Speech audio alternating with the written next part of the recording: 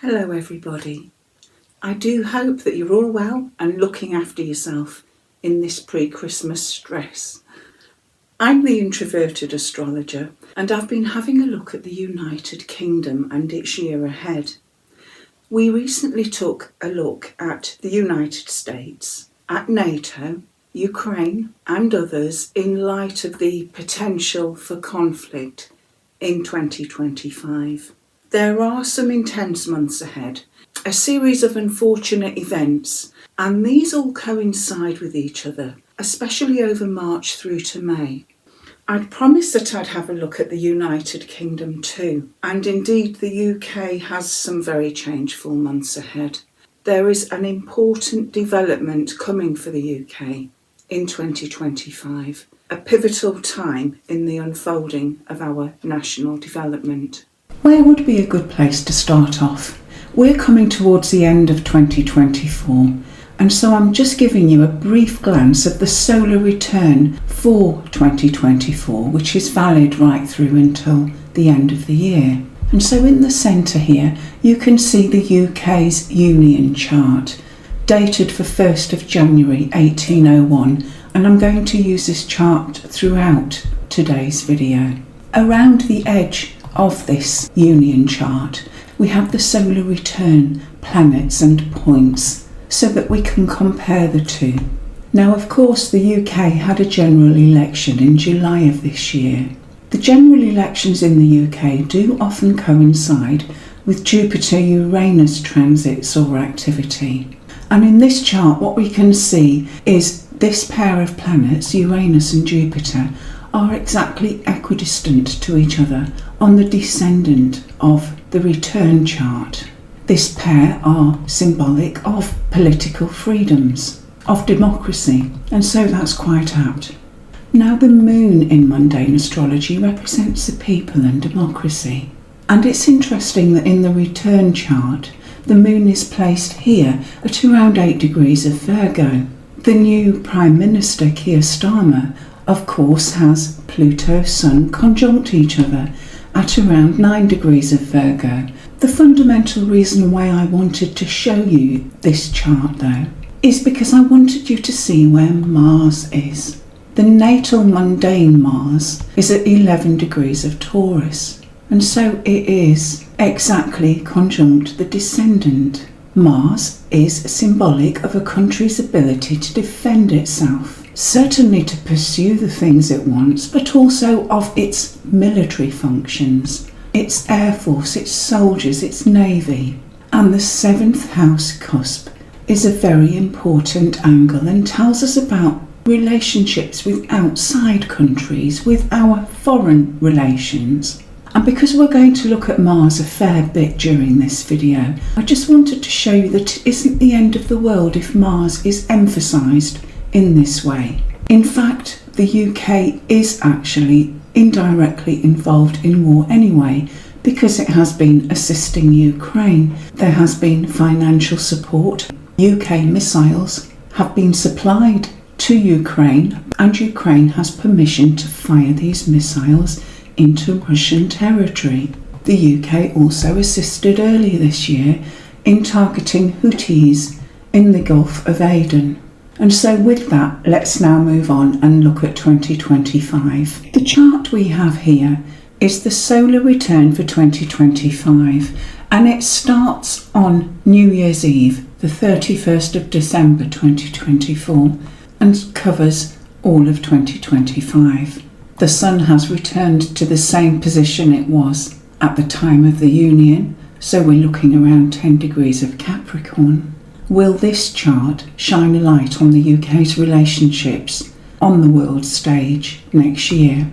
The Sun and the Moon together here are symbolic of new starts because, of course, this is a new moon. The illusion is that the people, represented by the Moon, are becoming more inclined to work in tandem with rulership, with government and national authority figures as represented by the Sun. We could consider that the Moon, the people and democracy are suffering in some way, however, because we have this square to Chiron. If we consider the Mars in this chart, we can again see that it's placed in the 7th house, the house of our relationships with foreign countries. But this time it is opposing the Pluto which is near the ascendant and which is bringing in now stronger shades of conflict, of opposition to other countries, potentially of a more aggressive or violent expression in 2025.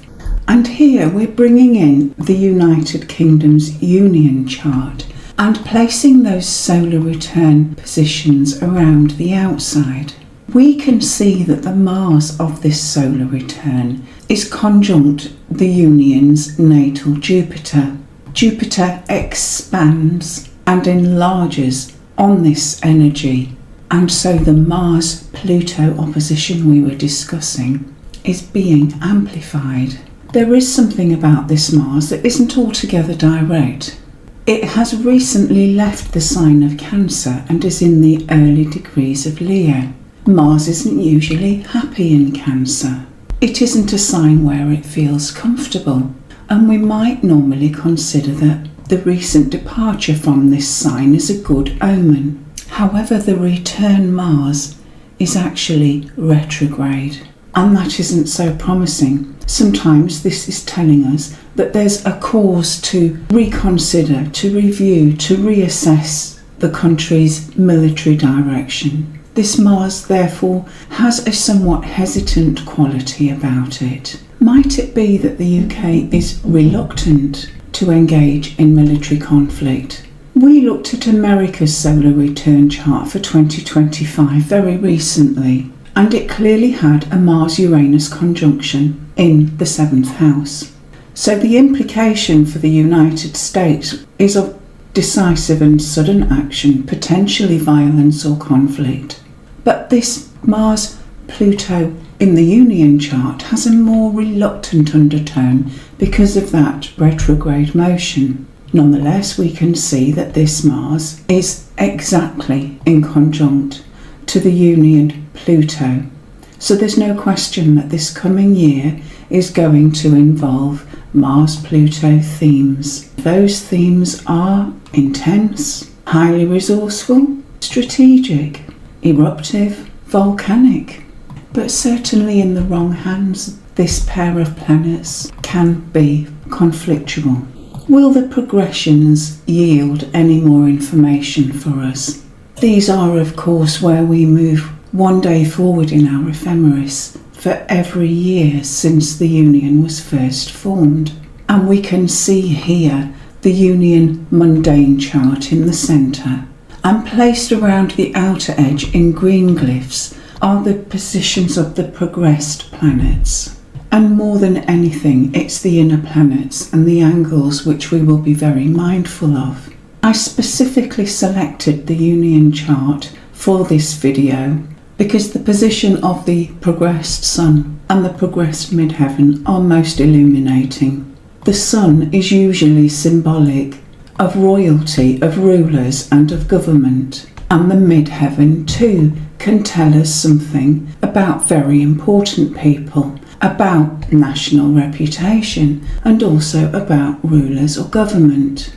Now the Union chart has a couple of T-squares in it, and one of them has Neptune on the apex, squaring out to both Saturn and Venus. And what has been happening over the past few years is that both the progressed Sun and the progressed midheaven, now at almost 19 degrees of Aquarius, have been tripping off parts of these T-squares. And the UK has had a disproportionate amount of change in terms of government and royal family.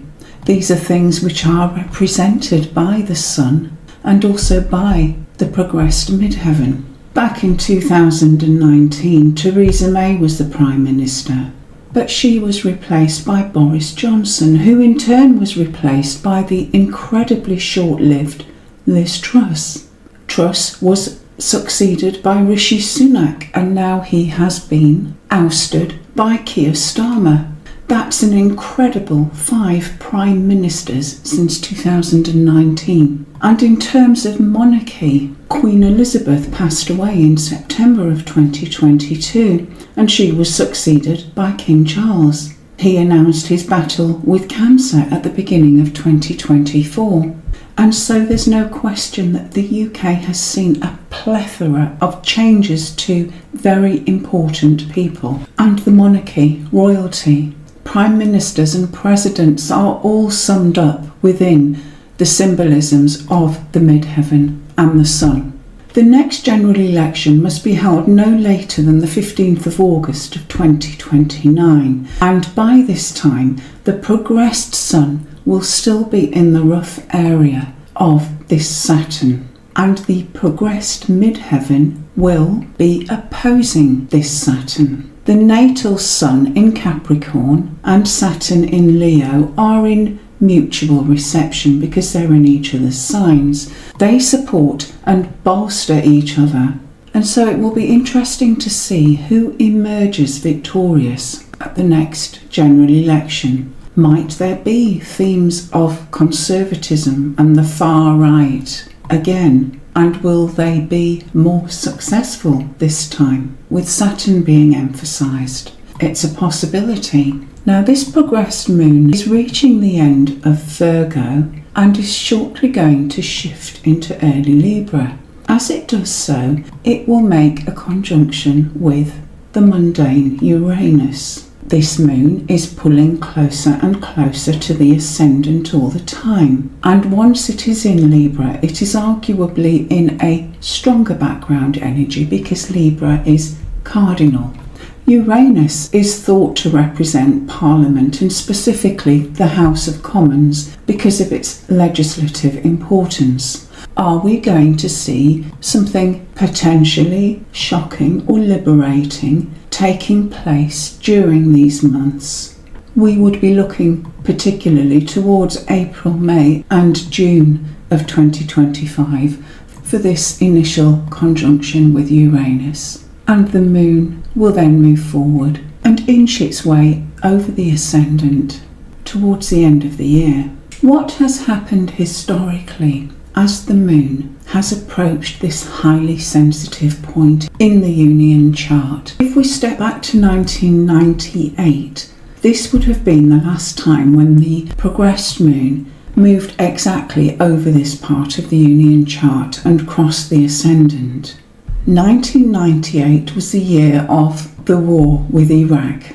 There was the question of weapons of mass destruction, and the United Nations inspectors were not being given full access to everything that they wanted to inspect.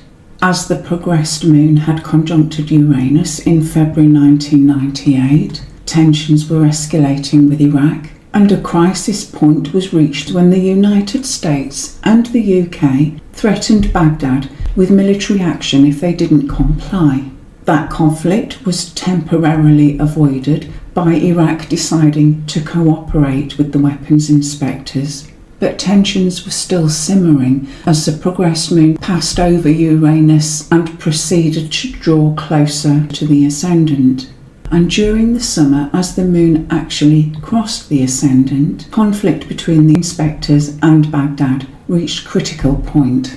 Ultimately, Prime Minister Tony Blair backed the United States and Bill Clinton, and both the UK and the US launched Operation Desert Fox in December of 1998. And so this joint military conflict was purportedly to strip Iraq of its potential to use weapons of mass destruction. Key junctures in this conflict were played out as the progressed moon was in the area of that natal Uranus, subsequently arrived at the ascendant, and a couple of months after that formed a square with the midheaven. In January of 1991, the progressed moon was here to square the ascendant. At this time, Operation Desert Storm began, and by the end of February, President Bush announced a ceasefire. and at this time the progressed moon was around 8.5 degrees of Cancer. A formal ceasefire agreement was signed in early April of 1991 when the progressed moon was at 9 degrees and 36 of Cancer. So you can see the overlap that we are having with very significant events.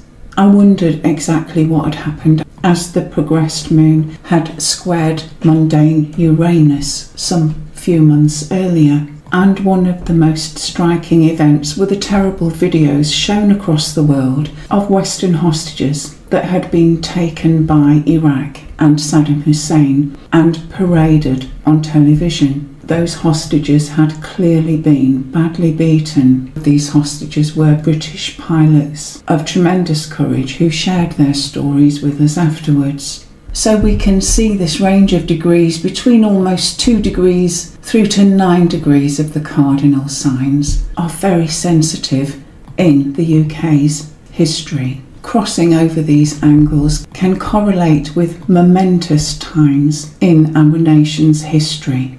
And the progressed moon is going to do this again in 2025.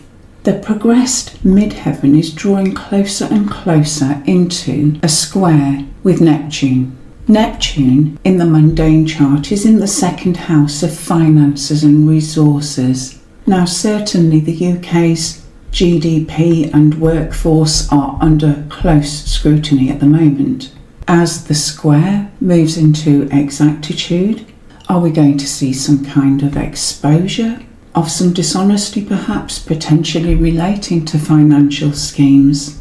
Of course, the Labour Party had not been in power very long before allegations of members of the party benefiting from the contributions of a wealthy donor began to surface. This midheaven was already within a degree of orb to the square with Neptune. Are we going to see an intensification of claims relating to financial wrongdoing as the midheaven perfects the square? It's possible, and there's no question that the Labour Party has drawn a lot of public anger because of its financial strategies so far and also its autumn budget. The party's popularity has dropped immensely since it first came to power in July, and we might see this kind of exposure and political embarrassment continuing for some months yet. That's because Neptune can deceive, it can blur, and it can sometimes come with confusion and dishonesty. Now we can also use a tool called solar arcs.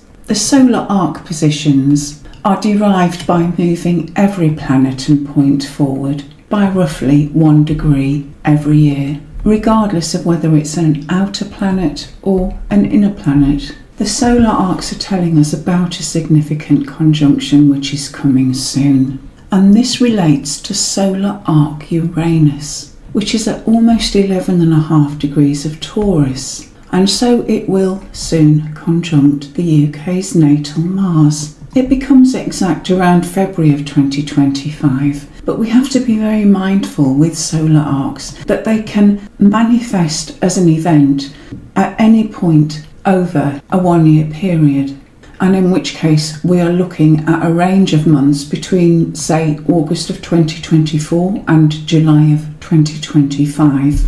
Uranus and Mars together are often associated with war, with violence, with sudden aggression. Now we already know that there are a couple of volatile or risky celestial factors at play which will affect many countries' charts over the next few months. One of those celestial factors is the fact that Mars and Pluto will be opposing each other 3 times during Mars's retrograde cycle.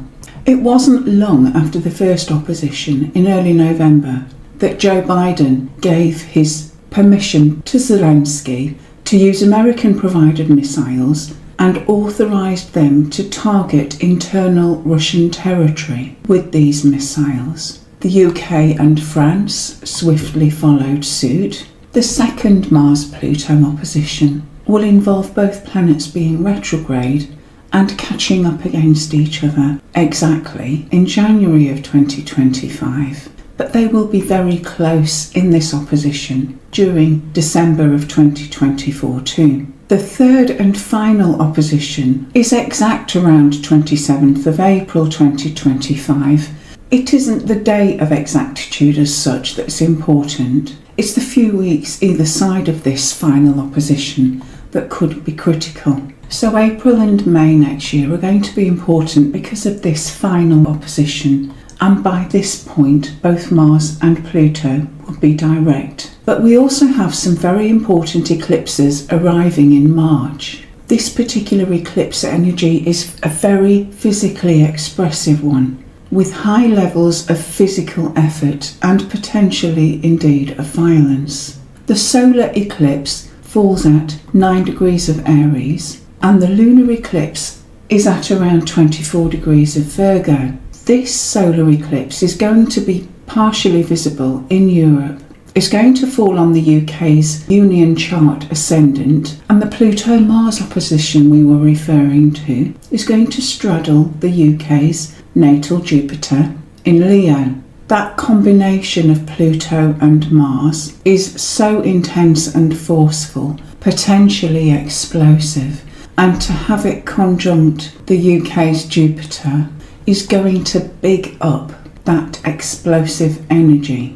Now, what we've had in the background while I've been speaking is a new moon chart drawn up for the time of a new moon in late April of 2025 over the skies of London. You can see here that the sun and moon are exactly conjunct each other at roughly 8 degrees of Taurus. So this new moon isn't too far away from the UK's Mars, which is at almost 12 degrees of Taurus. This new moon energy is very difficult because it draws in the final Mars-Pluto opposition.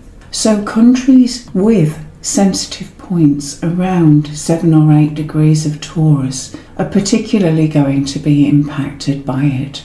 We also know that the North Node, which always moves backwards, has been in Aries during 2024. But as it has carried on moving backwards, it enters the late degrees of Pisces, and there it meets transiting Saturn, which is also going through late Pisces by springtime of 2025. In Vedic astrology, this is a very unfortunate combination which can be seen as a harbinger of conflict and unhappiness.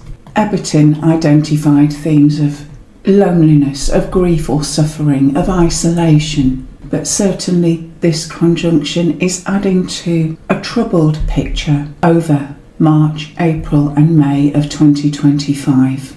There is that volume of unfortunate celestial events unfolding, and in fact at the time that Mars and Pluto are exactly opposing each other, Saturn and the node are within a degree of each other. Now, the UK chart is not being very badly affected by transits from outer planets at the moment, but there is another tool that we can use in mundane astrology when we are forecasting for a country's year ahead, and this is called an ingress chart. There is a traditional mundane rule that tells us how to cast an ingress chart and for how long that particular chart is valid as a forecasting method. And as this rule goes, the minute that the sun enters into Aries during the year, we should cast a chart for that country and take a look at the sign on the ascendant. So the sun here is 0 degrees and 0 minutes of Aries. This chart is cast over London in March 2025. We can take a look at the ascendant and see that it has a mutable sign, Gemini. According to this rule, this particular ingress chart is then descriptive of events that unfold for the United Kingdom between 20th of March 2025 for a period of 6 months, until such time as this sun enters into 0 degrees of Libra, which will be later in September. So we'll come back to this ingress chart in a minute. It only starts from March of next year, and we could do with knowing a little bit about the months leading up to this, the rest of December, of January and February of 2025. Now, back in March 2024, when I cast the Aries ingress chart for the UK, we had a Capricorn ascendant. So the period of influence for this chart is from the 21st of December right through until around the 20th of March next year. I wonder, can you immediately pick up the pretty miserable state of affairs for the British people at the moment? We have this mutable grand cross which pulls in the moon which represents the people of a country, us ordinary folk.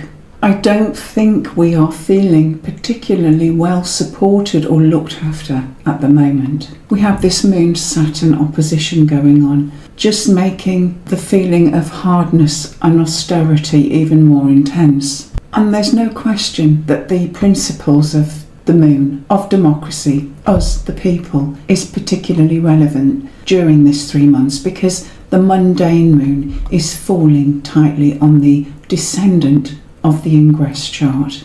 In fact, Chiron in the ingress chart is also exactly square to the mundane moon. It's just reinforcing a feeling of being neglected, a lack of care, perhaps a people who are even physically ill or in poor health. Perhaps the position on the descendant is also going to be descriptive of how we, the people, feel about unfolding international events as we move further into 2025. We do, after all, have that heady mixture of Ukraine, the Middle East, Russia. There is Donald Trump's impending inauguration. And all in all, the international picture is a little worrisome. And so the first few months of 2025 might not bring much comfort. The sun, which commonly represents rulers, presidents, is not particularly well aspected. And as we know, Keir Starmer's popularity has become less and less very quickly. Let's move back now to the Aries ingress chart, which is going to take us from March of 2025 right through till later in September. What is this chart telling us? We can look at it as a standalone, picking out those close aspects and important patterns, and then we can consider it in relation to the UK's mundane chart. And those mundane positions are placed around the outer edge of this chart in red glyphs. We can see here the mundane Mercury is conjunct with the descendant of this ingress chart. And so it's possible that diplomacy or treaties with outside countries are going to become very important during this part of the year. Mercury tells us of a country's communications, its mass media, but also of trade and agreements. And the seventh house is, of course, our foreign relations. So treaties, agreements, how we communicate with other countries in the world, these are all going to be extremely emphasised during March through to September. We can see that Mars in the ingress chart is in a very tight square with Chiron. Mars is in the sign of Cancer, a background energy which is less comfortable for it. It is said to be in its fall here. And when Mars and Chiron combine in a stressful aspect, the energy can be harsh, hurtful, harmful. We can see that Uranus, the node, and Saturn are in more flowing aspects with this Mars. And so, even if there may be some aggression here, we might be able to anticipate that this is done strategically, that any actions relating to the UK's military functions, its impulse to strike out for the things that it wants, this could be measured, purposeful, and in cooperation or collaboration with others. Once again, we have a certain unhappiness relating to the moon. The mundane moon actually falls on the ingress Mars very closely, and it also squares the ingress's Chiron. This is quite an unfortunate combination, particularly because the moon is a very fast moving body, and so when the mundane or ingress moon makes contact with other important points, this is very significant. This particular conjunction is taking place in the second house, no matter whether we are using the Placidus house system or looking at whole signs. The second house is all about a nation's revenues. And Mars and Moon together are perhaps highlighting a possibility that the people's anger is going to be aroused over something relating to resources or finances. Perhaps it is that spending on military purposes, because that is what Mars represents, is going to reach a pitch. Alternatively, the people's anger could be aroused because of rises in taxation or what the people see as being government extravagance. We will have to wait and see, but Moon and Mars together are pretty explosive and angry. And because Mars is also reflective of a country's levels of violence generally, including internal violence, for example riots, disputes, accidents, explosions, these are all within the spectrum of possibilities. This conjunction can also foretell of the army or navy being the source of trouble. We are in the position of having a double whammy set up between the Moon and Chiron, with the square here, but also the conjunction here. And so us, the people, are still feeling undernourished, uncared for. Likely there is a pervasive feeling of being undervalued and potentially of being unhealthy or ill. There are quite a few countries across the world which I haven't covered in a video yet. The impact of those spring eclipses, that tricky new moon and the Mars-Pluto oppositions are all triggering points which are going to affect a few countries. But we do need to keep this in context because it's actually a very rare year when the UK or the United States are not in conflict with some country somewhere. And the way we fight our wars has changed over time. It will be intriguing to see what impact, if any, Donald Trump has on this wider international landscape. I'm going to make a point of uploading something a bit more cheerful before we step into 2025. But I'd like to take this chance to wish you all a very happy Christmas and a peaceful 2025. Good health to you all, and God bless you and your families.